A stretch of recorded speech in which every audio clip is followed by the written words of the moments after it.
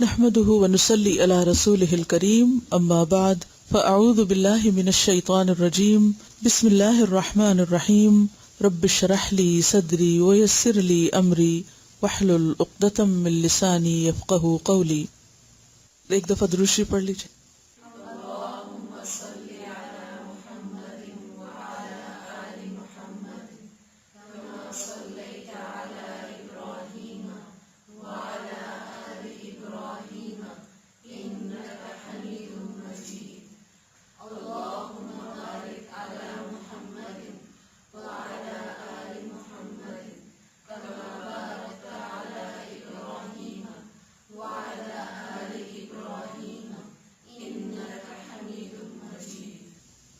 حسن اخلاق کی دعا پڑھیے.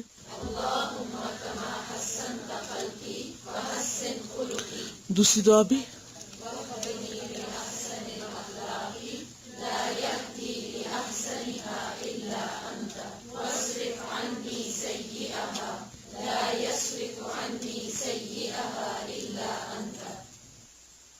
آج بھی ہم امانت ہی کے بارے میں پڑھیں گے.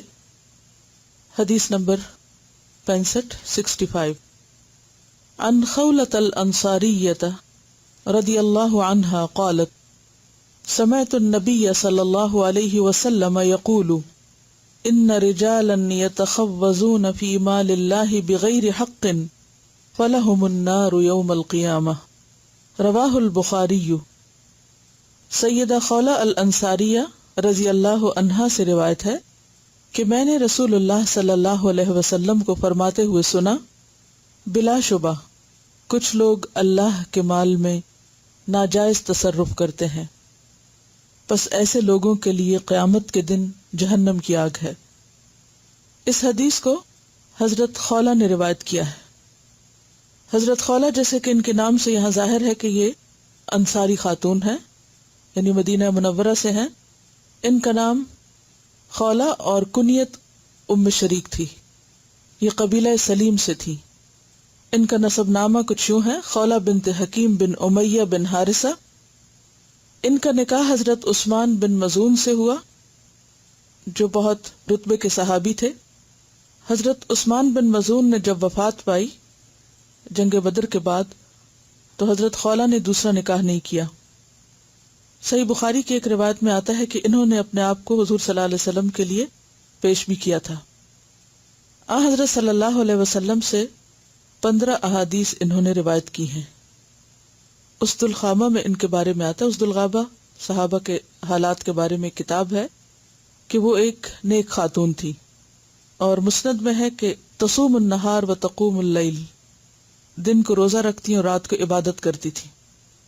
ابتدا میں انہیں زیور کا بہت شوق تھا، تو ایک مرتبہ آپ صلی اللہ علیہ وسلم سے عرض کیا کہ اگر طائف فتح ہو تو فلاں عورت کا زیور آپ مجھے دیجیے. تو آپ نے فرمایا اگر خدا اس کی اجازت نہ دے تو میں کیا کر سکتا ہوں، یعنی آپ نے ایسا کوئی وعدہ نہیں کیا.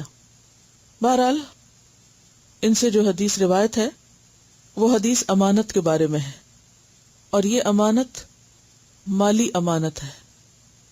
اگرچہ ہمیں جو کچھ ملا ہے وہ سب کچھ امانت ہے، خواہ وہ ہماری ذاتی ملکیت ہی کیوں نہ ہو، یعنی وقتی طور پر جس کے ہم مالک ہیں، ہمارا جسم، ہمارا اپنا ذاتی مال، ہماری اولاد.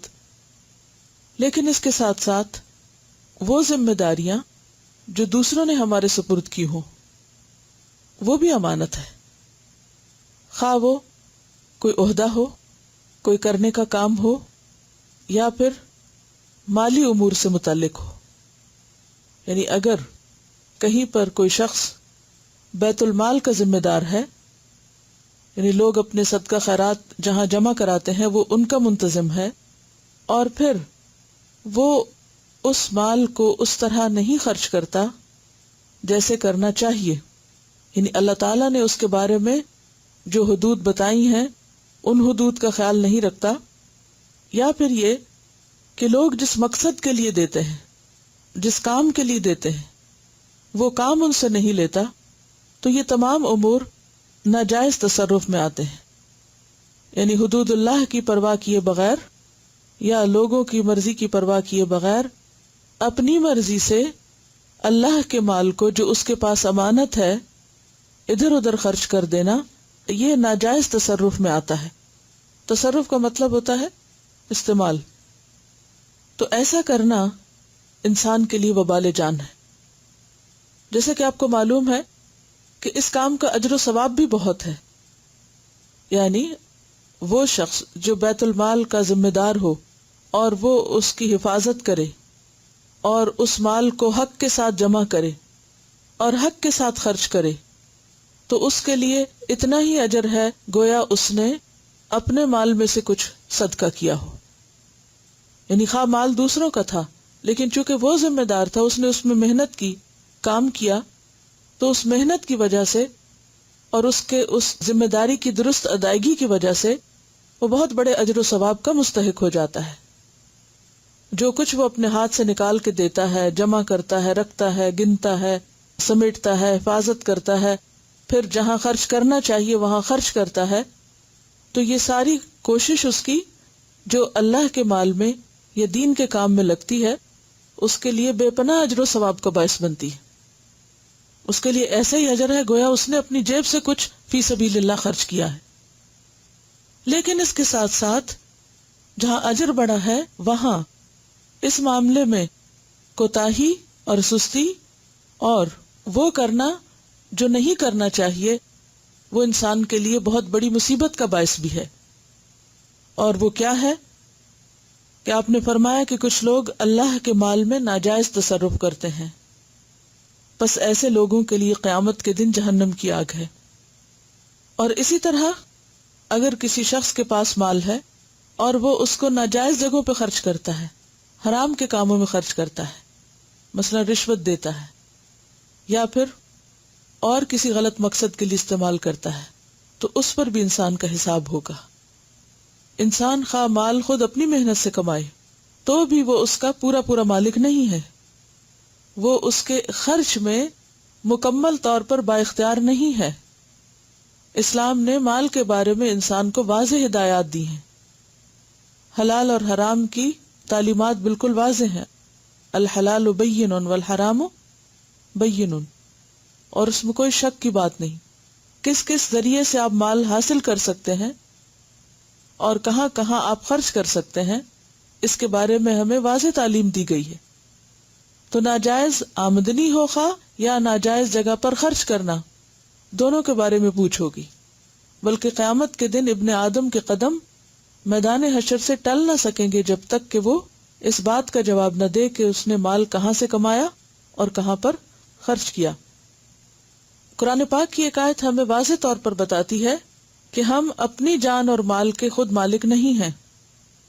سورۃ التوبہ میں اللہ تعالیٰ فرماتے کہ ان اللہ اشتری من المؤمنین انفسهم واموالهم بان لهم الجنہ، ان اللہ اشتری، بے شک اللہ نے خرید لیے ہیں، من المؤمنین، مومنوں سے، کیا کیا؟ ان کی جانیں اور ان کے مال۔ کس چیز کے بدلے؟ بان لهم الجنہ، کہ ان کے لیے جنت ہے اس کے بدلے۔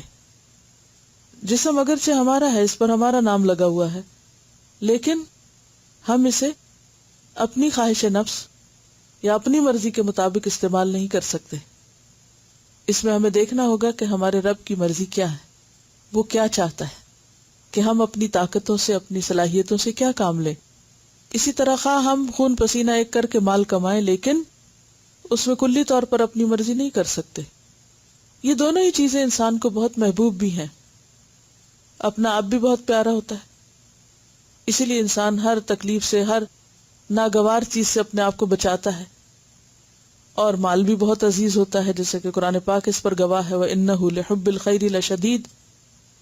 تو ان دونوں چیزوں سے محبت کے باوجود ان کے معاملے میں ہمیں اختیار نہیں ہے۔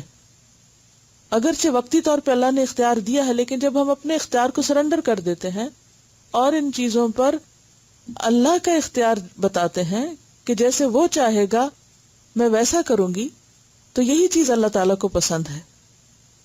تو گویا کہ ایمان اور امانت کا باہم چولی دامن کا ساتھ ہے۔ لا ایمان لمن لا امانت لہ، اس کا ایمان نہیں جس کے پاس امانت کا پاس نہیں. تو اس میں واضح تعلق اس آیت سے بھی پتہ چلتا ہے کہ جب کوئی شخص مومن ہو جاتا ہے تو ایمان لاتے ہی، لا الہ الا اللہ پڑھتے ہی اس کا اللہ تعالیٰ سے ایک سودا ہو جاتا ہے. ان اللہ اشتری من المؤمنین، اور پھر اس کی جان مال اس کے پاس امانت ہو جاتی ہے. تو یوں ایمان لاتے ہی ہمارا اپنا آپ اور ہمارا مال دراصل ہمارا نہیں رہتا، وہ بک چکا ہوتا ہے. اور جو چیز بک جاتی ہے پھر اس کے بعد اس پر آپ کی مرضی نہیں رہتی. مثلاً اگر آپ نے اپنے گھر کو بیچ دیا تو پھر آپ خود نہیں اس میں رہ سکتے. کون رہے گا اس میں؟ جس کو آپ نے بیچا، اس کی مرضی ہوگی، اب آپ کی نہیں ہوگی. تو اس طرح خواہ اگر ٹیمپریریلی اس میں آپ رہ بھی رہے ہوں ایک خاص مدت تک، وہ ہوتا ہے نا بعض اوقات گھر بکنے کے بعد بھی ٹرمز اینڈ کنڈیشن میں لکھا ہوتا ہے کہ یہ اس تاریخ کو خالی کیا جائے گا، بکنے کے 1 ماہ بعد، 2 ماہ بعد. تو وہ 1 یا 2 ماہ بعد جو آپ اس گھر میں رہ رہے ہیں ٹیمپریریلی، وہ رہنا دراصل کیا ہے؟ اب آپ کا امانت. اب اس میں آپ یہ نہیں کر سکتے کہ گھر بیچنے کے بعد پھر اس میں سے کچھ چیزیں آپ نکالنا شروع کر دیں. یعنی پہلے آپ نے ان کی قیمت لے لی اور پھر اس کے بعد آپ اس میں سے کچھ مرضی کی چیزیں نکالنا شروع کر دیں کہ یہ فرنیچر یا یہ فکسچر جو تھا یہ بہت قیمتی تھا اور مجھے بہت پسند تھا، اور مالک کو کیا پتا چلے گا اگر میں اس کو ساتھ لے جاؤں. یا بعض اوقات ایسا ہوتا ہے کہ جب گھر بکتا ہے تو اس وقت جو چیزیں اس میں موجود ہوتی ہیں ان کی کنڈیشن اچھی ہوتی ہے، اور جب لوگ گھر خالی کرتے ہیں تو اس وقت دھوکے سے ان چیزوں کو بعض اوقات بدل بھی دیتے ہیں. مثلا اگر گھر میں آپ نے گھر کے ساتھ ہی اوون بھی بیچا ہے اور جب گھر بکا اس وقت جو اوون تھا وہ اچھی کنڈیشن کا تھا اور بعد میں آپ نے اس کو دھوکے سے بدل دیا، تو یہ کیا ہوا؟ یہ خیانت ہوئی.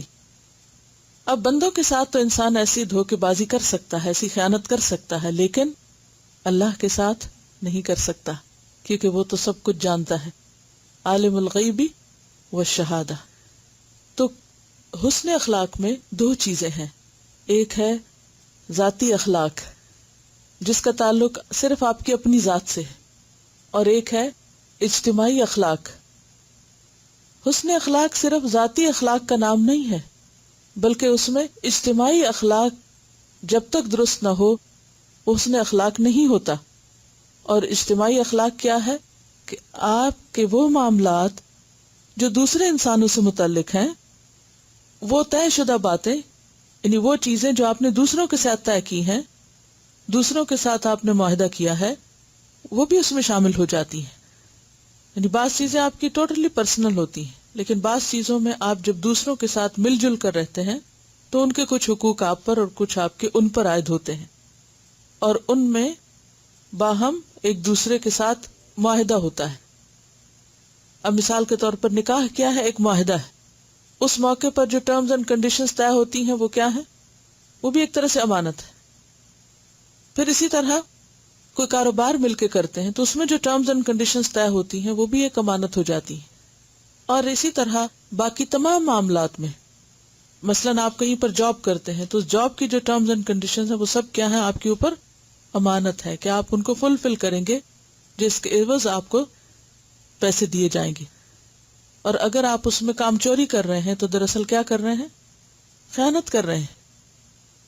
اگلی حدیث ہے عن جابر بن عبد اللہ عن النبی صلی اللہ علیہ وسلم قال اذا حدث الرجل الحدیث ثم التفت فهي امانة. سیدنا جابر بن عبد اللہ رضی اللہ عنہ رسول اللہ صلی اللہ علیہ وسلم سے روایت کرتے ہیں کہ جب کوئی شخص تم سے بات کرے اور پھر وہ ادھر ادھر دیکھے تو وہ بات تمہارے پاس امانت ہے. یعنی امانت صرف مال میں ہی نہیں بلکہ گفتگو میں بھی ہوتی ہے. بعض اوقات کوئی شخص اپنا کوئی خاص معاملہ آپ سے ڈسکس کرتا ہے، آپ سے کوئی مشورہ کرتا ہے، اپنا کوئی غم آپ سے بانٹتا ہے یا اپنا کوئی حال آپ کو سناتا ہے، لیکن وہ بات صرف آپ تک رکھنا چاہتا ہے.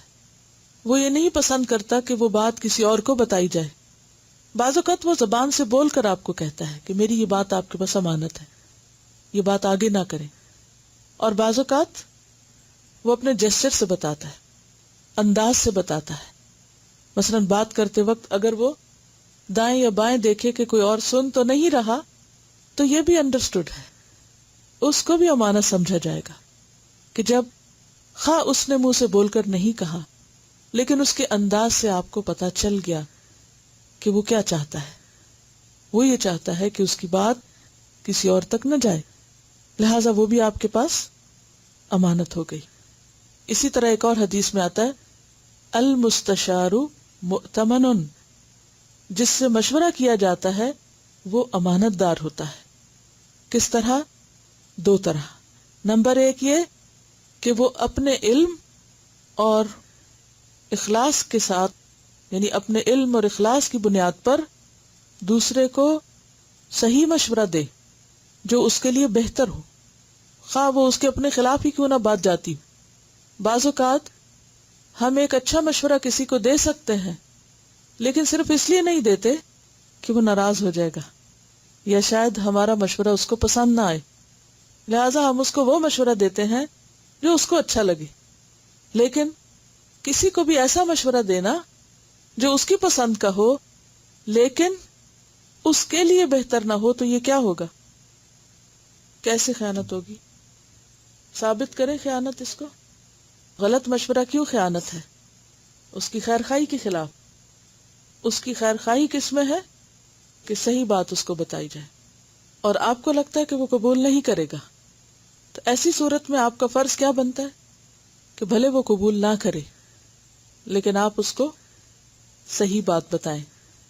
اور اس میں آپ دیکھیے کہ بعض اوقات ایسا ہوتا ہے کہ آپ دوسرے سے ڈر کے یا گھبرا کے یا اس سے مروب ہو کے آپ اس کو صحیح بات نہیں کرتے اور وہی کہہ دیتے ہیں جو وہ چاہتا ہے یا اس کی ہاں میں ہاں ملا دیتے ہیں. اب کیا ہوتا ہے کہ کچھ عرصے کے بعد اس کو اس چیز سے نقصان پہنچ جاتا ہے. پھر کیا ہوتا ہے؟ پھر وہ آپ کو پوچھتا ہے کہ آپ نے مجھے غلط مشورہ دیا تھا. وہ آپ کو پکڑتا ہے آپ کہ اگر آپ کو پتا تھا تو آپ کو صحیح بات مجھے بتانی چاہیے تھی تاکہ میں اس نقصان سے بچ سکتا. اسی طرح کچھ چیزیں دنیا میں تو ان کا نقصان سامنے نہیں آتا لیکن قیامت کے دن نقصان سامنے آئے گا. اس وقت کس کو پکڑے گا؟ وہ جس نے غلط مشورہ دیا، غلط راستہ دکھایا. تو بعض اوقات سچی بات کرنا، حق بات کہنا بہت ناپسندیدہ ہو سکتا ہے، بہت کڑوا ہو سکتا ہے، بہت ناگوار ہو سکتا ہے، لیکن وہی دوسرے کے لیے فائدہ مند ہوتا ہے. تو المستشار مؤتمن کا مطلب یہ ہے کہ ہمارے اوپر مشورہ امانت ہے. ہم دوسرے کو وہی بات بتائیں جو ہمارے نزدیک اس کے لیے بہترین ہے، خواہ وہ اس کی مرضی کے خلاف ہے. اور دوسری بات یہ ہے کہ دوسرے کے لیے بھی وہی پسند کریں جو ہم اپنے لیے پسند کرتے ہیں، کیونکہ بعض اوقات ہم جانتے ہیں کہ دوسرے کے لیے کیا بات اچھی، لیکن ہمیں یہ ڈر ہوتا ہے کہ اگر ہم نے اس کو مشورہ دے دیا تو پھر ہمارا فائدہ مارا جائے گا یا پھر ہم پیچھے رہ جائیں گے. ایسی صورت میں بھی بعض اوقات دوسرے کو صحیح بات نہیں بتائی جاتی. مثلا کوئی شخص بزنس کرنا چاہتا ہے کہیں، وہ آپ سے مشورہ کرنے آتا ہے، آپ کو اس سے ایک آئیڈیا مل جاتا ہے کہ اچھا یہاں بھی بزنس ہو سکتا ہے. اب اگر آپ اس کو کہتے ہیں کہ ہاں یہ تو بہت اچھا ہے اور آپ کو پتہ ہے بہت اچھا ہے، تو آپ کو یہ ڈر ہوتا ہے کہ اچھا وہ یہ کام کر لے گا تو کیوں نہیں اس کو میں یہاں سے ٹالوں اور یہ ہٹے تو میں فوراً جا کے کر لوں. یہ بھی کیا ہے؟ یہ بھی خیانت ہے، یہ دھوکہ ہے. سارے پیشے ہی امانت ہے کہ جن لوگوں کے ساتھ آپ کی ڈیلنگ ہوتی ہے ان کو صحیح مشورہ دینا چاہیے. مثلا آپ کچھ بیچ رہے ہیں، اب ایک شخص آ کے آپ سے پوچھتا ہے کہ یہ چیز کیسی ہے، اس کے فنکشنز کے بارے میں پوچھتا ہے، اس کی کارکردگی کے بارے میں پوچھتا ہے، اس کی کوالٹی کے بارے میں پوچھتا ہے، اور آپ کو پتا ہے اور آپ اس کا ایپ بھی جانتے ہیں، لیکن آپ نہیں بتاتے کیونکہ آپ کو پتا ہے کہ اگر میں نے بتا دیا تو یہ شخص چیز نہیں خریدے گا. اب اس کا نتیجہ کیا ہوتا ہے کہ وہ شخص اس چیز کو لے کر مصیبت میں پڑ جاتا ہے. اسی طرح مثلاً اگر آپ ڈاکٹر، ایک مریض آپ کے پاس آتا ہے، آپ اس کی ساری چھان پٹک کرتے ہیں، پوری اسکریننگ کرتے ہیں. اب آپ کو سمجھ آتی ہے کہ اس مریض کو آپریشن درکار ہے اور اسے کرانا چاہیے، لیکن آپ اس کو صحیح صورتحال نہیں بتاتے. بعض اوقات ایسا بھی ہوتا ہے کہ جو امانت دار ڈاکٹرز ہوتے ہیں وہ مریض کو پرسکرپشن دیتے ہیں تو خواہ وہ دوا کڑوی ہو، خواہ مریض کی مرضی کے خلاف ہو، خواہ اس کی جیب پر بوجھ ہو، کچھ بھی ہو، اس کو صحیح بات بتاتے ہیں اور بتانی بھی چاہیے. اسی طرح اگر ایک مریض دوا سے ٹھیک ہو سکتا ہے تو صرف اپنے پیسے بنانے کے لیے اسے آپریشن ریکمینڈ کرنا، سرجری کے لیے ریکمینڈ کرنا، یہ کیا ہے؟ یہ بھی خیانت ہے، دھوکہ بازی ہے. اسی طرح بعض اوقات ایک ڈاکٹر کو پتہ چل رہا ہوتا ہے کہ ایک مریض زیادہ عرصہ تک نہیں زندہ رہ سکے گا، یا گھر والوں کو بھی پتہ چل جاتا ہے، لیکن وہ اس مریض کو بتاتے نہیں ہیں اور یہ کہتے ہیں کہ نہیں، اس کا دل ٹوٹ جائے گا یا وہ پریشان ہوگا. ایسے میں اس طرح کی بڑی حقیقت چھپائے رکھنا یہ کسی کے ساتھ خیر خواہی نہیں ہے. کیوں؟ اس لیے کہ اگر آپ اس کو بتا دیں، جانا تو اس کو ویسے ہی ہے، اور جب جانا ہے جب بھی جانا ہے، نہ بتانے سے کوئی جائے گا اور نہ بتانے سے کوئی رہ جائے گا. لیکن فائدہ کیا ہوگا کہ دوسرا شخص اپنے لیے دعا کرے گا، دوسرا شخص جانے کی تیاری کرے گا، وہ اپنی امانتیں لوٹا سکے گا، وہ لوگوں سے معافی مانگ لے گا اور بہتر طور پر واپس جا سکے.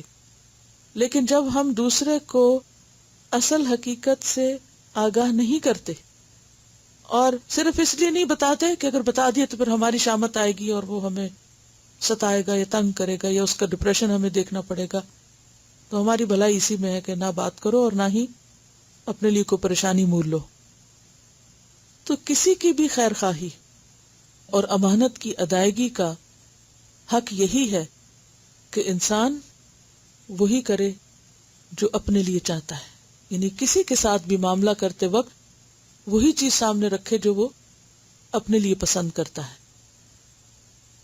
کسی کی لکھی ہوئی کتاب پر اپنا نام لگا کے چھاپ دینا، کسی کی پروڈکٹ کو اپنے برانڈ سے ریلیز کر دینا، نکالی کر لینا، کیونکہ ہمارے ہاں بہت ہے نا نکالی، کہ آئیڈیا کسی کا ہے، اوریجنیٹ کسی نے کیا ہے، بنائی چیز کسی نے ہے، اور دوسرا فوراً اپنا نام لگائے اور ٹھپا لگا کے چھاپ دے اور سارا نفع خود حاصل کر لے. یہ بھی دوسرے کے حق پہ ڈاکہ ڈالنا ہے، یہ بھی خیانت ہے. تو بات یہ ہے کہ بات کرتے وقت اگر کوئی شخص اس بات کو صرف سامنے والے تک محدود رکھنا چاہے تو اس بات کو آگے نہیں بیان کرنا چاہیے. اسی طرح دوسروں کے راز، خواہ وہ بات سے متعلق ہو یا کسی اور چیز سے متعلق ہو، وہ بھی نہیں آگے بیان کرنے چاہیے. اس کے بارے میں ایک حدیث ہے، ان عبداللہ ابن جعفر قال اردفنی رسول اللہ صلی اللہ علیہ وسلم ذات یوم خلفہ فأسر الی حدیثا لا احدث به احدا من الناس، رواہ مسلم، کتاب فضائل الصحابہ.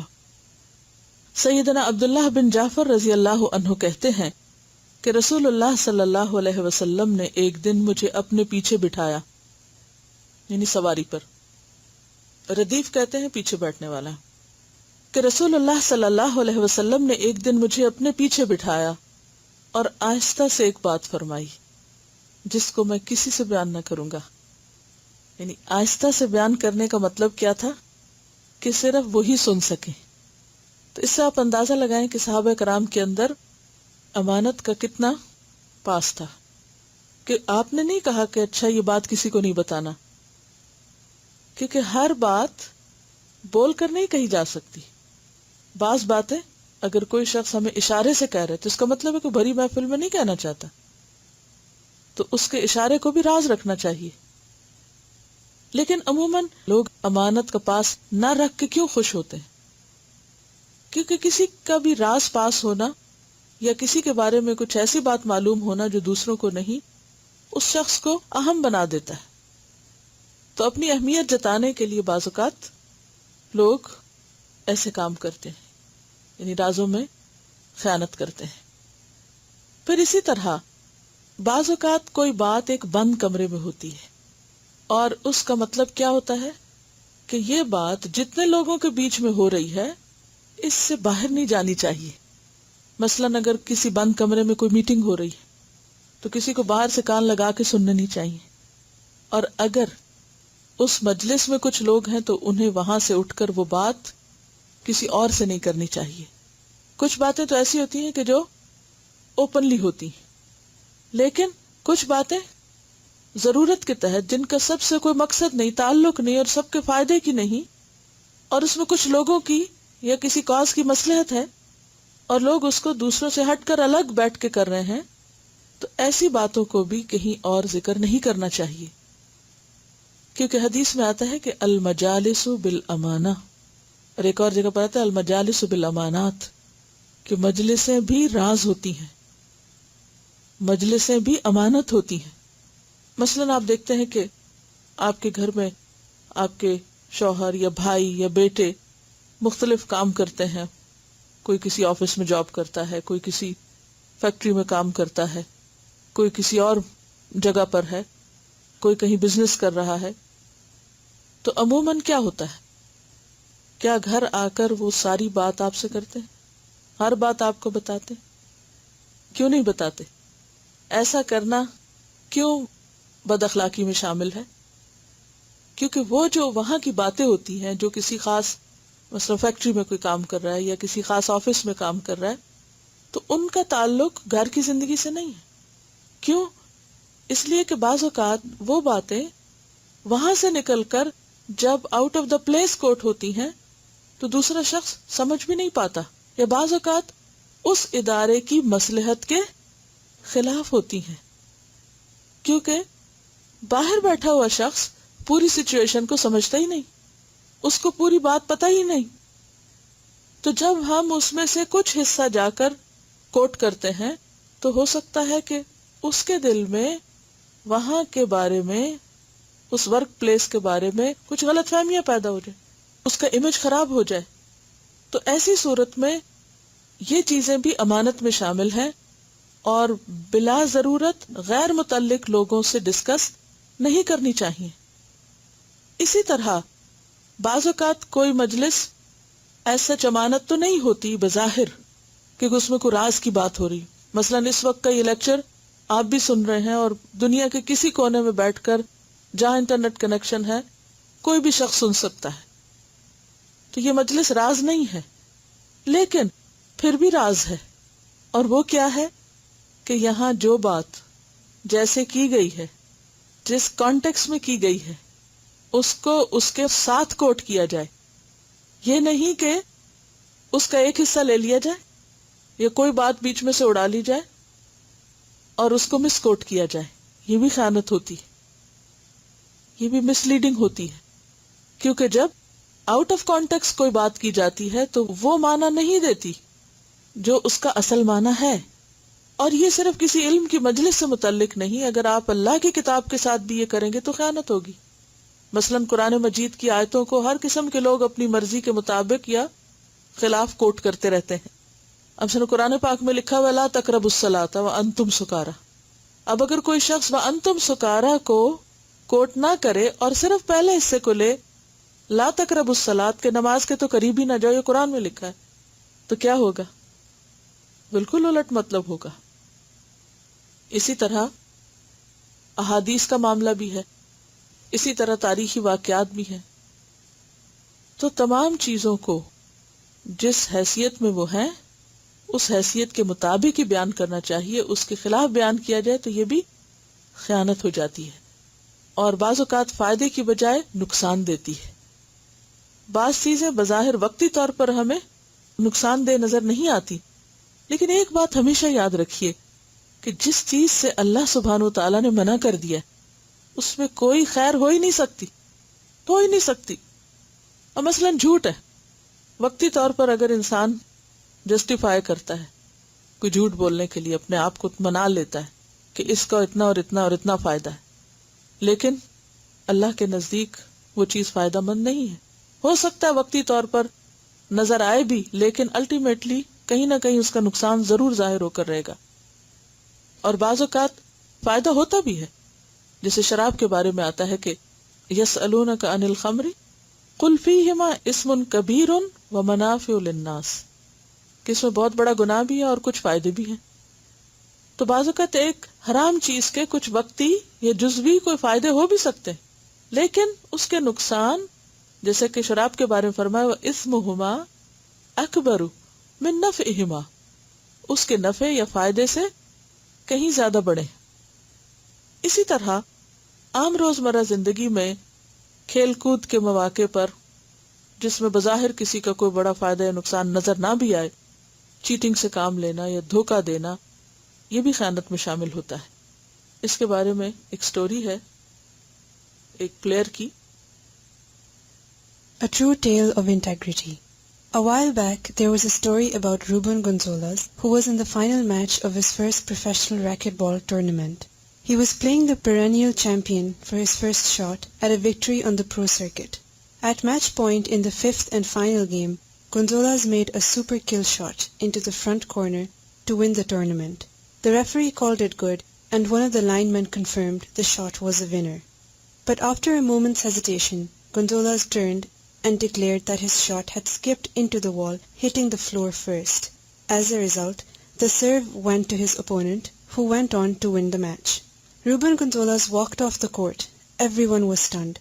The next issue of a leading racquetball magazine featured Gonzalez on its cover. The lead editorial searched and questioned for an explanation for the first ever occurrence on the professional racquetball circuit. Who could ever imagine it in any sport or endeavor? Here was a player with everything officially in his favor, with victory in his grasp, who disqualifies himself at match point and loses. When asked why he did it, Gonzalez replied, "It was the only thing I could do to maintain my integrity." اس میں ایک racket بال کے game میں کھیل رہے تھے. انہوں نے جب بال کو مارا تو آخری بار میں جب بال کو مارا تو لگا تھا اپیرنٹلی ریفری کو بھی اور دوسرے لوگوں کو بھی کہ ان کا پوائنٹ ہو گیا ہے، مگر جو ان کو نظر آیا تھا وہ آبویسلی تھا کہ ان کا پوائنٹ نہیں ہوا، اور اگر ان کا پوائنٹ ہو جاتا اس وقت تو یہ جیت جاتے پورے ٹورنامنٹ کو. مگر انہوں نے ایک دم کہہ دیا کہ نہیں، میرا پوائنٹ نہیں ہوا کیونکہ بال پہلے زمین کو لگ چکا تھا. اس کی وجہ سے جو ہے باری دوسرے شخص کی ہو گئی اور یہ ہار گئے. تو لوگوں کو بہت حیرانی ہوئی کہ یہ تو جیتنے والے تھے، انہوں نے کیسے کہہ دیا کہ میرا پوائنٹ نہیں ہوا. تو انہوں نے کہا کہ it was the only thing I could do to maintain my integrity. اگر آپ اس سے کہے ہوتے، ہم کہتے اللہ کی طرف سے ہوا ہے، اگر سب نے یہ گواہی دے دی ہے اور کسی کو نظر نہیں آیا تو اتنا فس کرنے کی کیا ضرورت ہے؟ مفت میں کامیابی ہاتھ آ رہی ہے تو آئی ہوئی نعمت کو کیا ٹھکرانا؟ ان کی غلطی ہے، ہماری غلطی تو نہیں، انہوں نے دیکھا نہیں.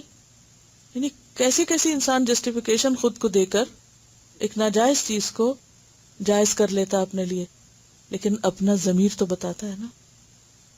آپ دیکھیے کہ کسی بھی مقابلے میں کتنا بھی بڑا انعام لے کر آپ آ جائیں، اس کو آپ کسی دیوار پہ سجا دیں، کہیں رکھ دیں، آپ کو اس سے کیا حاصل ہوگا اگر آپ کے دل کے اندر ایک پنچنگ ہے، ڈسٹربنس ہے، بے سکونی ہے، ناراحتی ہے.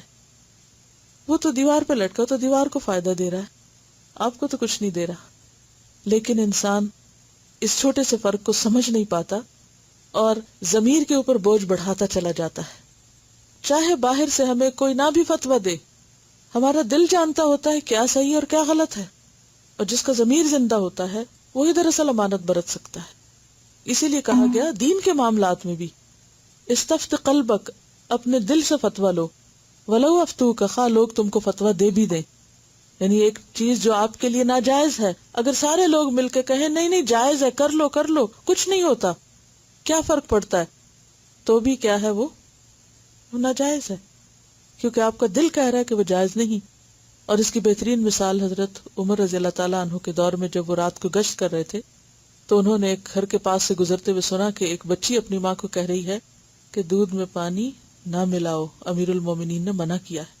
اور ماں کہہ رہی ہے کہ امیر المومنین کو کہاں خبر، اور وہ کہتی ہے کہ اللہ تو دیکھ رہا ہے. تو اصل امانت انسان کے اندر اسی وقت آ سکتی ہے جب یہ احساس تیز ہو جائے کہ اللہ تو دیکھتا ہے اگر کوئی نہیں بھی دیکھتا. اور کسی انسان کے ساتھ بھی امانت، اللہ کے ساتھ بھی، حقوق اللہ میں بھی، اور پھر حقوق العباد میں بھی. کسی انسان کے ساتھ آپ صحیح طور پر مخلص ہو ہی نہیں سکتے جب تک آپ اس کو وہ نہیں بتاتے جو اس کی آخرت کے لیے بہتر ہے، خواہ وہ آپ سے ناراض کیوں نہ ہو. اور پھر یہ ہے کہ خاص طور پر ابتدا سے ہی بچوں کے اندر ان عادات کو پیدا کرنا بے حد ضروری ہے، کیونکہ بڑے ہو کر عادتیں بدلنا مشکل ہو جاتا ہے. اور پھر انسان ساری زندگی ایک چیز کو دیکھتے دیکھتے اتنا عادی ہو جاتا ہے کہ جو ناحق ہے، ناجائز ہے، وہ جائز نظر آنے لگتا ہے. کیونکہ اللہ تعالیٰ نے امانت کو انسان کی فطرت میں رکھا ہے. اور اس کے بارے میں ایک حدیث ہے بہت خوبصورت. اس حدیث کو بخاری اور مسلم دونوں نے روایت کیا ہے. وعن حذیفہ بن الیمانی رضی اللہ عنہ، حذیفہ بن یمان رضی اللہ عنہ سے روایت ہے، قال انہوں نے کہا، حدثنا رسول اللہ صلی اللہ علیہ وسلم حدیثین، حدیث بیان کی ہم سے رسول اللہ صلی اللہ علیہ وسلم نے 2 حدیثیں. تو اس سے کیا پتہ چلتا ہے کہ خود لفظ حدیث آپ کی حدیث کے لیے صحابہ کرام نے بھی استعمال کیا ہے. قد رأیت احدہما وانا انتظر الآخر، میں نے ان میں سے ایک بات کو تو دیکھ لیا ہے، یعنی 2 باتیں آپ نے مجھے بیان کی اور ایک کو میں دیکھ چکا ہوں اور میں دوسرے کا انتظار کر رہا ہوں. حدثنا، آپ نے ہم سے بیان کیا، ان الامانۃ، کہ بے شک امانت، نزلت فی جذر قلوب الرجال، لوگوں کے دلوں کی جڑ میں اتری، یعنی امانت دل کی جڑ کے اندر ڈال دی گئی. آپ کو معلوم ہے کہ انسانی جسم میں سب سے پہلے کیا چیز بنتی ہے؟ دل بنتا ہے. یعنی دل دھڑکتا ہے تو زندگی کا آغاز ہوتا ہے، بالکل ابتدائی سٹیج پر.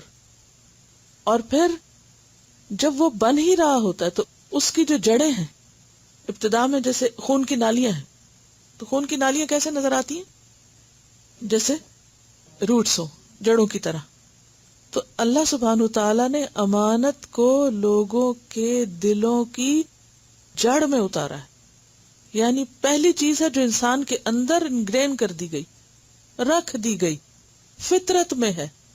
لہذا کوئی یہ نہیں کہہ سکتا کہ مجھے پتہ ہی نہیں امانت کیا چیز ہوتی ہے یا مجھے خبر نہیں. وہ تو اندر رکھ دی گئی، جس کو ہم ضمیر کہتے ہیں، اور جو بیچ میں اٹھ کے بتاتا رہتا ہے وہ دراصل اسی امانت کا احساس ہے. اور پھر آپ دیکھیے کہ قرآن پاک میں آتا نا، اِنَّا عَرَضْنَا الْأَمَانَةَ عَلَى السَّمَاوَاتِ وَالْأَرْضِ وَالْجِبَالِ فَأَبَيْنَا يَحْمِلْنَهَا وَأَشْفَقْنَ مِنْهَا وَحَمَلَهَا الْإِنسَانُ، کہ ہم نے امانت کو زمین اور آسمان اور پہاڑوں پر اتارا اور انہوں نے اٹھانے سے انکار کر دیا اور انسان نے اس کو اٹھا لیا.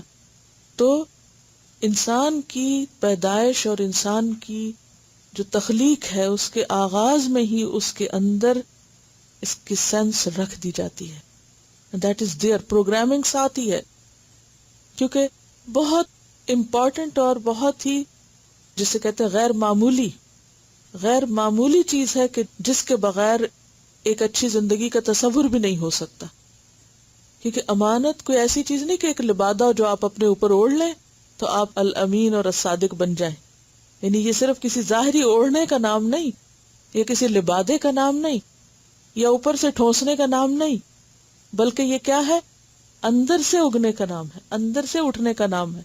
تو اللہ تعالیٰ نے رکھ دی، پوٹینشیل موجود ہے. پھر فرمایا ثم نزل القرآن، پھر نازل ہوا قرآن، فعلموا من القرآن، تو انہوں نے علم حاصل کیا قرآن سے، وعلموا من السنت، اور انہوں نے علم حاصل کیا یعنی اس کو جانا سنت سے.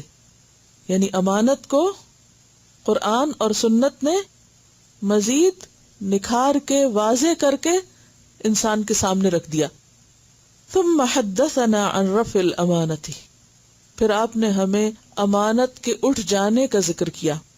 قال، فرمایا کہ امانت کیسے اٹھے گی، یعنی احساس کیسے ختم ہو جائے گا اس امانت کا. ینام الرجل النومۃ، سوئے گا انسان ایک سونا، یعنی تھوڑی دیر کے لیے سوئے گا فَتُقْبَضُ الْأَمَانَةُ مِنْ قَلْبِهِ، تو اٹھا لی جائے گی، قبض کر لی جائے گی، لے لی جائے گی امانت اس کے دل سے. یعنی اتنی دیر میں امانت اٹھ جائے گی. اور سونا کس بات کی علامت ہے؟ غفلت. کہ جب انسان غافل ہوتا ہے تو ہی اس سے قیمتی چیزیں جاتی ہیں.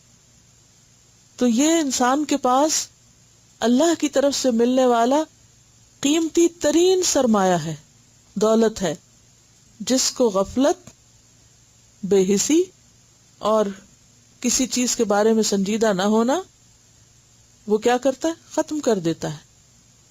تو بات یہ ہے کہ انسان کے اندر سے جو نقصان کا احساس ہے وہ بھی ختم ہو جاتا ہے. پھر فَيَزَلُّ أَثَرُهَا مِثْلَ الْوَقْتِ، فَيَزَلُّ تو رہ جاتا ہے، اثرها اس کا نشان، مثل الوقت یعنی معمولی نشان کی طرح، یعنی ہلکا سا نشان باقی رہ جاتا ہے، اصل چلی جاتی. ثم ينام النومة، پھر وہ ایک اور نیند لیتا ہے. فتقبض الامانة من قلبه، تو قبض کر لی جاتی امانت اس کے دل سے. فيظل اثرها مثل اثر المجلی، تو اس کا اثر آبلے کی طرح رہ جاتا ہے. وہ جو انسان کسی آگ کی چیز کو ٹچ کرے تو جسم کے اوپر چھالا بن جاتا ہے. کجمرن مانن انگارے کے، تحرجتہ علی رجلک جس سے تمہارا پاؤں ٹکرا جائے. فنفذ تو وہ پھول جاتا ہے. فتراہ منتبرن تو تم اس کو ایک پھپولے کی طرح دیکھتے ہو، ابھرا ہوا دیکھتے ہو. ولیس فیہ شیء، حالانکہ اس میں کوئی چیز نہیں ہوتی. وہ کیا ہوتا ہے؟ پانی ہوتا ہے. تو پھپولا کیا ہوتا ہے؟ ہلکا سا بھی اس کو کچھ کریک لگے، کوئی چیز لگے، کوئی پرک لگے تو وہ سب کچھ نکل جاتا ہے اور باقی کیا رہ جاتا ہے؟ اسکن سوکھ کے ہٹ جاتی ہے، اتر جاتی ہے. وائے ناکامی متائے کارواں جاتا رہا، کارواں کے دل سے احساس زیاں جاتا رہا. کارواں کہتے ہیں نا قافلے کو، یعنی لوگوں کو جو کسی منزل کی طرف سفر کر رہے ہوتے ہیں. تو ہمارا سفر بھی آخرت کی طرف ہے. تو جب کسی بھی مسافر کا سامان چوری ہو جائے اور اس کو پرواہ نہ ہو کہ چوری ہو گیا، چھن گیا اس سے، کوئی ڈاکو چھین لے کوئی، تو یہ کب ہوتا ہے؟ جب وہ بے حس ہوتا ہے. کیونکہ کوئی بھی حساس انسان اپنا نقصان برداشت نہیں کرتا. تو امانت کے جانے سے کیا جاتا ہے بتائیے؟ ایمان جاتا ہے. اور ایمان کے جانے پر کسی کو کوئی تکلیف ہی نہ ہو، کوئی پریشانی ہی نہ ہو. تو یہ کب ہو سکتا ہے؟ جب انسان پوری طرح بے حس ہو جائے. اور یہ بے حسی کیا ہے؟ غفلت کی نیند. تو حدیث میں کیا آتا ہے کہ امانت کس طرح اٹھا لی جائے گی؟ کہ جیسے تم انگارے کو اپنے پاؤں پہ لڑکاؤ تو اس پہ آبلہ نمودار ہو جائے، بس تم اسے ابھرا ہوا دیکھتے ہو مگر اس میں کوئی چیز نہیں ہوتی. پھر آپ نے ایک کنکری لی اور اسے پاؤں پہ لڑکایا، یعنی آپ نے کنکری اٹھا کے تو انگارے کی طرح یعنی عمل کر کے دکھایا کہ کیسے ٹچ کر کے گرتی ہے. بس لوگ اس طرح ہو جائیں گے کہ آپس میں خرید و فروخت کرتے ہوں گے مگر ان میں کوئی امانت ادا کرنے کے قریب بھی نہ پھٹکے گا. یہاں تک کہا جائے گا کہ فلاں شخص لوگوں میں ایک امانت دار آدمی ہے. یہاں تک کہا جائے گا کہ کتنا مضبوط ہے، ہوشیار ہے، عقل مند ہے، حالانکہ اس کے دل میں ایک رائی کے دانے برابر بھی ایمان نہ ہوگا. یعنی بظاہر دیکھنے میں وہ شخص دوسروں کی مناسبت سے بہت بہتر نظر آتا ہوگا، لیکن جب اس سے معاملہ کیا جائے گا تو اس کے اندر کوئی امانت نہ ہوگی. حضرت حذیفہ فرماتے ہیں کہ مجھ پر ایک ایسا زمانہ بھی گزرا کہ میں پرواہ نہ کرتا تھا کہ مجھ سے کس نے خرید و فروخت کی، بشرطے کہ وہ مسلمان ہوتا، اس لیے کہ اس کا دین مجھ پر میری چیز کو ضرور واپس کر دے گا، اور اگر وہ یہودی یا عیسائی ہوتا تو اس کا کارندہ مجھے میری چیز واپس کر دے گا. مگر آج کل تو میں صرف فلاں اور فلاں سے ہی خرید و فروخت کا معاملہ کرتا ہوں. یہ آپ کی وفات کے 30-35 سال بعد کی بات کر رہے ہیں وہ، کہ لوگوں کے اندر سے امانت اٹھتی جا رہی ہے. تو گویا یہ پہلی چیز ہے کہ جو لوگوں کے اندر سے اٹھتی ہے، کیونکہ جب ضمیر مردہ ہوتا ہے، امانت اٹھتی ہے، بے حسی آتی ہے، تو انسان کو پھر اچھے اور برے کے درمیان فرق نظر نہیں آتا. پھر وہ غلطی کرتا بھی ہے اور اس کو اپنی غلطی نظر نہیں آتی، اور اس طرح وہ کسی بھی معاملے میں کھرا نہیں ہوتا، کسی بھی کام کو سنجیدگی سے نہیں لیتا. اور جیسا کہ پیچھے بھی ہم نے پڑھا تھا کہ امانت کا تعلق حقوق اللہ سے بھی ہے اور حقوق العباد سے بھی. حقوق اللہ میں سب سے پہلے نماز آتی ہے، نماز سے پہلے طہارت آتی. بہت سے لوگ وضو صحیح طور پر نہیں کرتے، جبکہ ہمیں معلوم ہے کہ وضو کے جو فرائض ہیں ان میں سے اگر بال برابر بھی جگہ خشک رہ جائے تو کیا ہوتا ہے؟ وضو نہیں ہوتا، طہارت نہیں ہوتی. اور اگر طہارت نہ ہو تو نماز ہی نہیں ہوتی. آپ ایک سروے کر کے دیکھ لیجئے کتنے فیصد لوگوں کو صحیح وضو کرنا آتا ہے، اور واقعی وہ اس بات میں احتیاط برتتے ہوں کہ جو کچھ وہ دھو رہے ہیں وہ پوری طرح دھل جائے اور کوئی بال برابر جگہ خشک نہ رہے. بہت سے لوگ مثلا نیل پالش لگا لیتے ہیں اور وہ کہتے ہیں کیا فرق پڑتا ہے، دل اچھا ہونا چاہیے، نیت نیک ہونی چاہیے. دین اتنا ریجڈ نہیں ہے کہ چھوٹی چھوٹی باتوں پہ فس کریٹ کر دے. بات یہ ہے کہ ہمیں ایک کام کرنے کو کہا گیا ہے اور اس میں کچھ بھی ایکسکلوڈ نہیں کیا گیا. یہ نہیں کہا گیا کہ ہاں اگر تم ہاتھوں پہ کچھ لگا لو گے اور اس کے اندر پانی اسکن پہ نہیں بھی جائے گا تو بھی تمہارا وضو ہو جائے گا. یہ تو فلسفہ ہم نے خود گھڑا نا اپنے دل کو مطمئن کرنے کے لیے.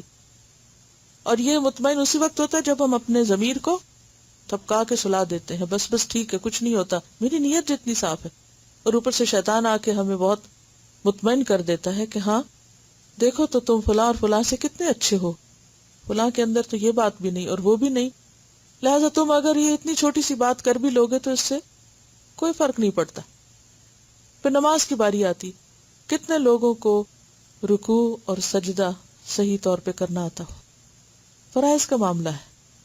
پھر اسی طرح زکوٰۃ دینے کا معاملہ ہے. کتنے لوگ باقاعدہ کیلکولیٹ کرتے اور ایک ایک چیز نکال کے رکھتے ہوں کہ ہاں ان سب چیزوں کو شامل کرنا ہے زکوٰۃ میں. بعض اوقات ہم زکوٰۃ دے دیتے ہیں، اچھا ہاں بینک میں اتنے رکھے ہوئے ہیں، وہ گولڈ اتنا، میرا خیال اتنا ہوگا، چلو ایک اندازہ کر لو. نہیں، یہ فریضے کا معاملہ ہے، آپ کو ایک ایک پائی جمع کرنی ہے اس میں. ہاں اس کے بعد آپ اوپر ایکسٹرا جتنا چاہیں دے دیں، وہ آپ کی خوشی ہے، لیکن حساب پورا کرنا ہے. مگر ہم کیوں نہیں کرتے حساب؟ کیا چیز روکتی ہے ہمیں؟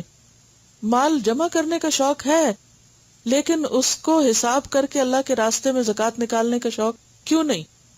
کس چیز نے ہم کو غافل کر رکھا ہے؟ کیا وجہ ہے؟ بے حسی. ایک اللہ نے دین اتارا اور ایک ہم نے خود بنا رکھا ہے. خود بنا رکھا نا ایک دین. کیسے؟ جھوٹی تسلیاں دے دے کے. اس سے بھی کوئی فرق نہیں پڑتا اور اس سے بھی کوئی فرق نہیں پڑتا. اس حدیث میں جو بخاری اور مسلم کی ہے، اس میں بنیادی وجہ امانت کے اٹھنے کی کیا ہے کہ امانت نہیں ہوتی جہاں غفلت ہے، کہ انسان سوتا ہے تو وہ اٹھا لی جاتی ہے. انسان جب ایک حصی نیند ہے نا، جسمانی نیند، اور ایک ایمانی نیند اور چیزوں کی پرواہ نہ کرنا کہ جیسے بھی ہو. مثلا روزہ ایک فرض عبادت، ہم میں سے بہت سی خواتین مخصوص ایام میں روزہ نہیں رکھتی. کتنے لوگوں نے حساب کر لیا کہ میری زندگی میں کتنے روزے چھوٹے ہیں؟ ہے کوئی حساب ہمارے پاس؟ یا ہم نے بیٹھ کے زحمت کی ہو اور کیلکولیشن کی ہو کہ ہاں اس ایئر سے میں بالغ ہوں اور میری عمومی عادت یہ رہی، اتنے رمضان گزر چکے، کیونکہ اگر 30 سال گزرے نا تو اس میں ہجری کیلنڈر کا 1 سال اور ایڈ کر لیں.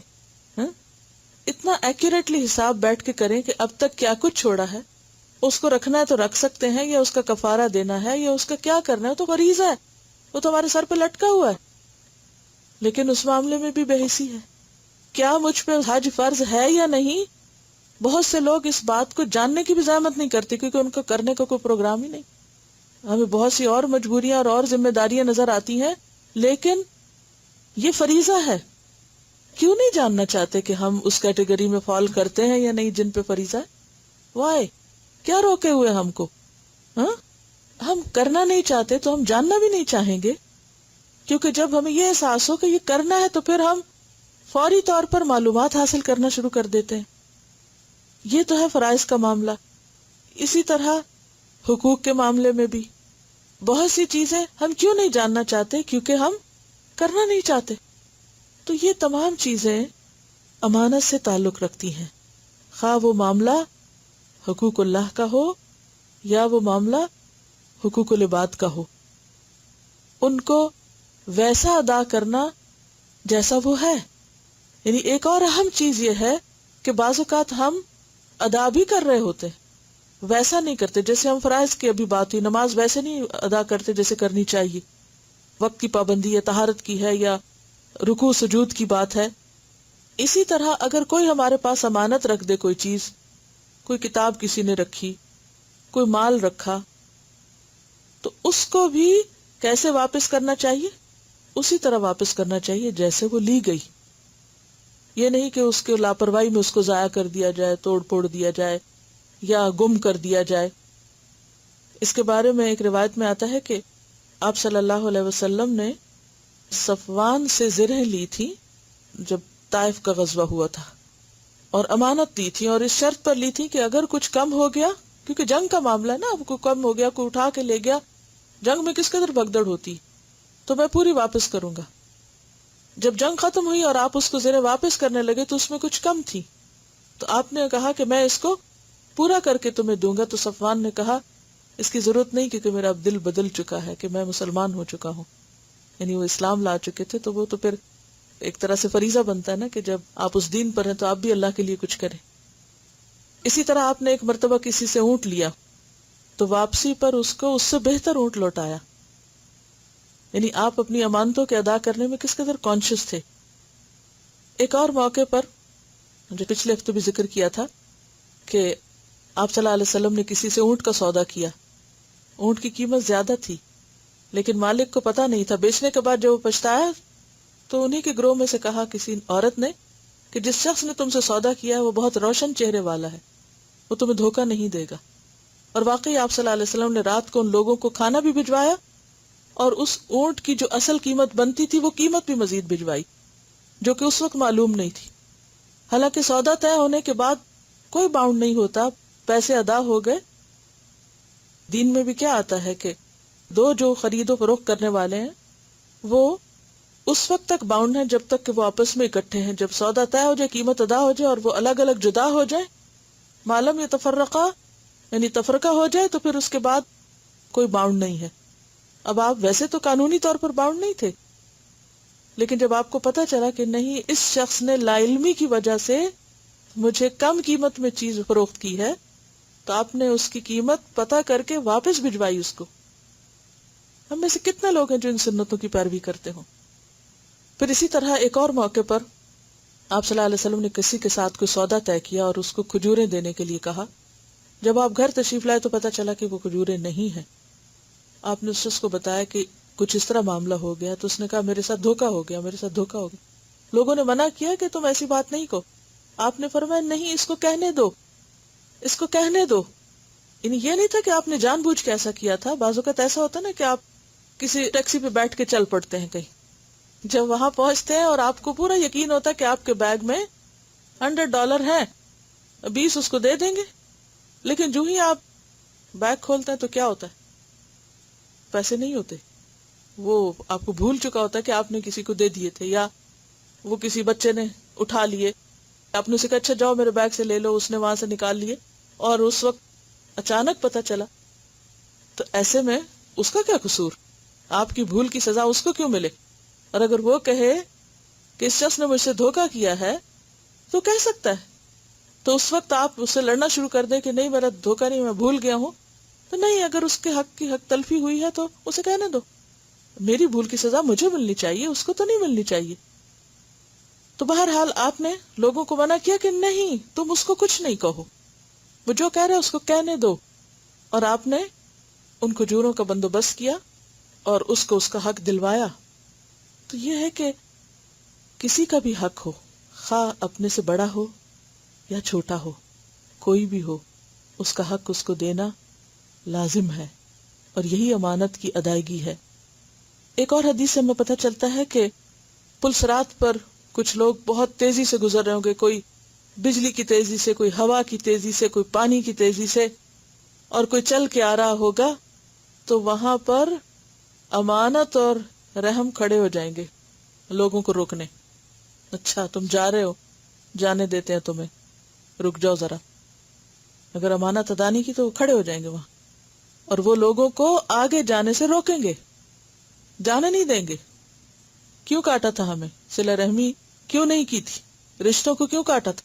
امانتیں کیوں نہیں دی تھی؟ پہلے دو، حساب برابر کرو، پھر آگے چلو.